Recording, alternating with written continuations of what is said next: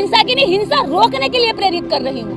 आपका बयान गलत है। मैं हिंसा के लिए नहीं, हिंसा रोकने के लिए प्रेरित कर रही हूँ। अगर इनके हाथ में लठ होगा तो हिंसा करने वाले को ये रोक लेंगे, और हिंसा के बाद होने वाले जो ये और अधिकारों का ही हनन कर रहा है। एक तो आप देश के अंदर इस तरह की घटनाएं सरकारों की नाक के नीचे होती हैं, जहां पर आज जहां आजादी का 75वां अमृत महोत्सव मनाया जा रहा है, वहां पर एक बच्चे को छुआछूत के चलते एक घड़ा छूने भर से ही उसकी हत्या कर दी जाती है। एक बच्चे की जान आपके लिए कीमती नहीं है। जहां जिस घड़े को बनाने वाला भी शूद्र होता है, जिस शूद्र को आप अपवित्र कहते हैं, पैरों से पैदा या उत्पन्न हुआ कहते हैं, उसी शूद्र का बनाया घड़ा आपके लिए शुद्ध हो जाता है, लेकिन उसी घड़े को छूने वाला दलित आपके लिए अपवित्र और अछूत हो जाता है। ISIS वाले जो आतंकवादी हैं, ये आतंकवादी उनसे भी ज्यादा खतरनाक हैं, क्योंकि उन आतंकवादियों की हम पहचान कर सकते हैं, शिनाख्त कर सकते हैं, उनसे बच सकते हैं, लेकिन इन आतंकवादियों की तो हम पहचान भी नहीं कर सकते, बगल में बैठे होते हैं। कि प्रोटेस्ट करने वालों को रोकना है, लेकिन उनके प्रशासन को ये नहीं पता है कि एक बच्ची के साथ इतना जघन्य अपराध हो जाता है। उस बच्ची का मुंह दबोचा गया होगा, उसकी जबड़े की हड्डियां तोड़ दी गई, जिस हड्डी को कहते हैं कि शरीर के अंदर सबसे मजबूत होती है, उसके शरीर के गुप्तांगों से इतनी ब्लीडिंग हो रही थी कि देखा नहीं गया।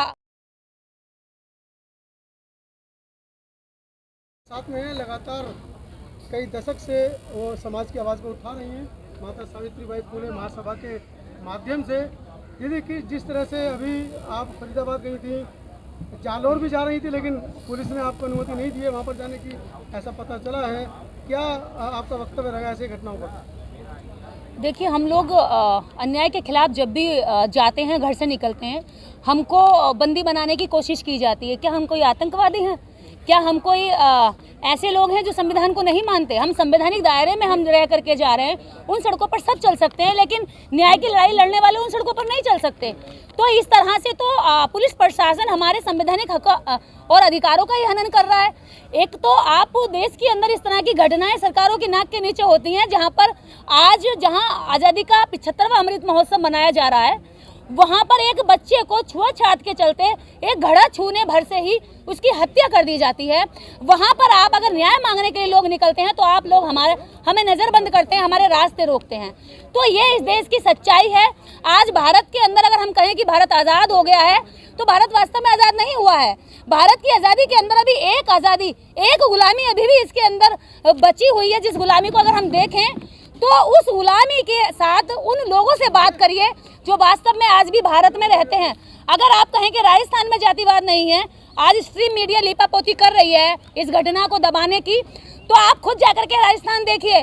कल हम लोग भी जा रहे हैं दोबारा से, लेकिन हम अब की बार एक काम और करेंगे कि वहाँ के स्कूलों में जाकर के सर्वे करेंगे कि क्या वास्तव में वहाँ पर अलग घड़े रखे जाते हैं या अलग घड़े नहीं रखे जाते हैं, तो पानी किस तरह से स्टूडेंट और टीचर्स पीते हैं।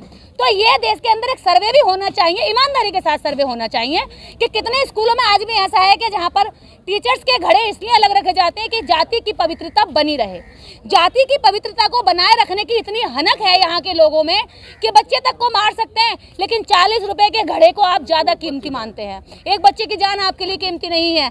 जहाँ जिस घड़े को बनाने वाला भी शूद्र होता है, जिस शूद्र को आप अपवित्र कहते हैं, पैरों से पैदा या उत्पन्न हुआ कहते हैं, उसी शूद्र का बनाया घड़ा आपके लिए शुद्ध हो जाता है, लेकिन उसी घड़े को छूने वाला दलित आपके लिए अपवित्र और अछूत हो जाता है। ये देश के अंदर बेहद जघन्य अपराध हो रहे हैं। जो कहते हैं ना ISIS वाले जो आतंकवादी हैं, ये आतंकवादी उनसे भी ज्यादा खतरनाक हैं, क्योंकि उन आतंकवादियों की हम पहचान कर सकते हैं, शिनाख्त कर सकते हैं, उनसे बच सकते हैं, लेकिन इन आतंकवादियों की तो हम पहचान भी नहीं कर सकते, बगल में बैठे होते हैं। क्योंकि ये आतंकवादी की शुरुआत कैसे होती है, मैं बताती हूँ। इन आतंकवादियों की जो आतंकवाद है इनके अंदर छुपा हुआ, वो कैसे निकलता है। पहले पूछेंगे, भाई साहब आप कौन हो? हिंदू हो? अच्छा हिंदू हो, सांस ले ली पहली चैन की, इन्हें तसल्ली हो जाती कि भैया हिंदू हो। उसके बाद पूछेंगे कि भैया हिंदू में कौन हो? अगर हिंदू धर्म अच्छा है और हिंदू धर्म का भाईचारा इतना मजबूत है, तो हिंदू के पता होने के बाद आप पूछो नहीं ना। आप क्यों पूछते हैं कि आप कौन हैं, आपकी जाति क्या है, आपका सरनेम क्या है? अगर पड़ोस में कोई घर पे रहने आ गया, तो उस पड़ोसी के साथ कितना रिश्ता रखना है, कितनी दोस्ती बढ़ानी है, कितना खाने पीने का संबंध रखना है, ये तब रखेंगे जब ये पता कर लेंगे वो उनकी जाति का है।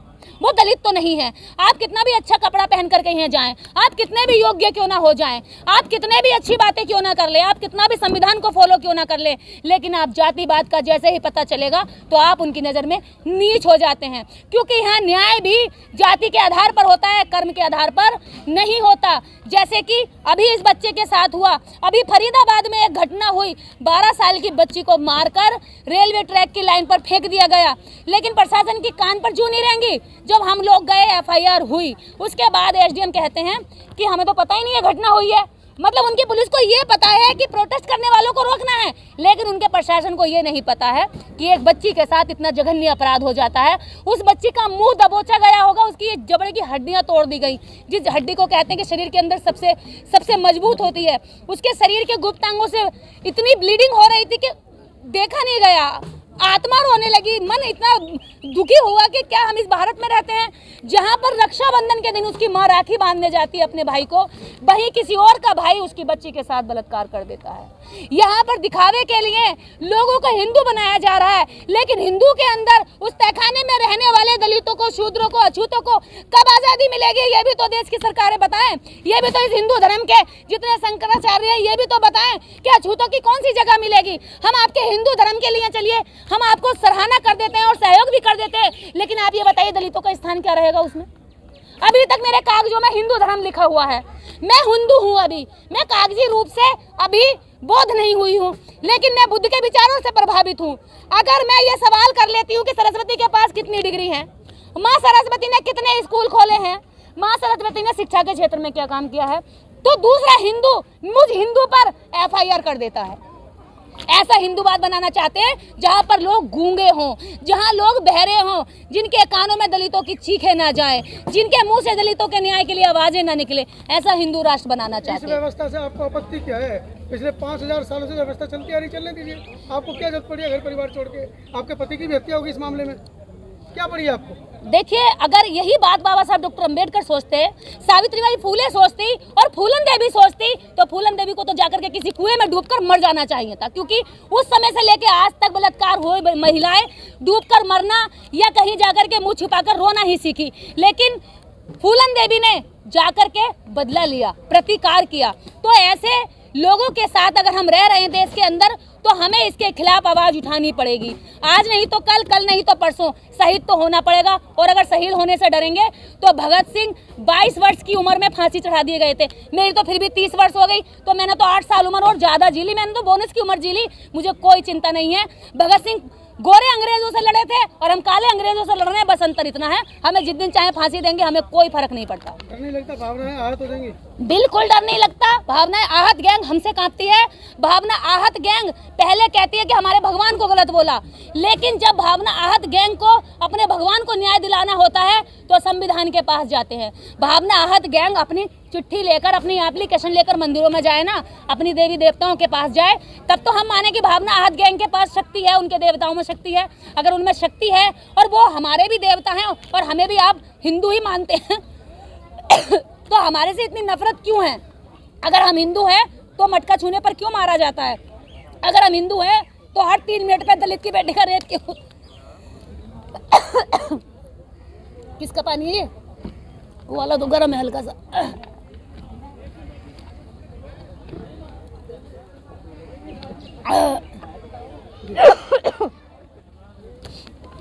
अब मोमबत्तियां लेकर हम लोग बहुत सड़कों पर निकल लिए।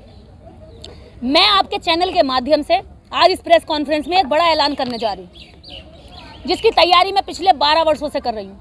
गांव-गांव जाकर के महिलाओं को मजबूत कर रही हूँ, वैचारिक रूप से कर रही हूँ।